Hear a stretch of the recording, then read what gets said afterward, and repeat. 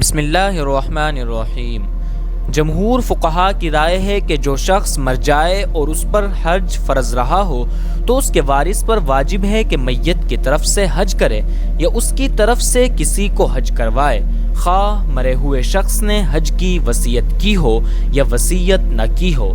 امام مالک کا قول ہے کہ میت کی طرف سے حج اس وقت ضروری ہے جب کہ اس نے وصیت کی ہو، ورنہ نہیں، کیونکہ حج ان کے نزدیک بدنی عبادت ہے، اس میں نیابت نہیں۔ اس مسئلے کی بنیاد صحیح البخاری کی ایک روایت پر ہے، جس میں ہے کہ ایک عورت نے رسول اللہ صلی اللہ علیہ وسلم سے دریافت کیا تھا کہ میری ماں نے حج کی نذر کی تھی مگر وہ حج کیے بغیر مر گئی، کیا میں اس کی طرف سے حج کروں؟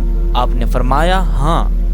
اس حدیث میں اس آدمی کا ذکر ہے جس نے اس اعتبار سے حج کی نیت کر رکھی ہو جس میں حج فرض ہو جاتا ہے، مثلا نظر ماننا وغیرہ، مگر ادائیگی سے پہلے اس کی وفات ہو گئی۔ دوسری ایسی کوئی روایت نہیں جس میں میت کی طرف سے عمومی طور پر حج کی ادائیگی کی ہدایت کی گئی ہو۔ میرے نزدیک اس معاملے میں امام مالک کا مسلک صحیح ہے۔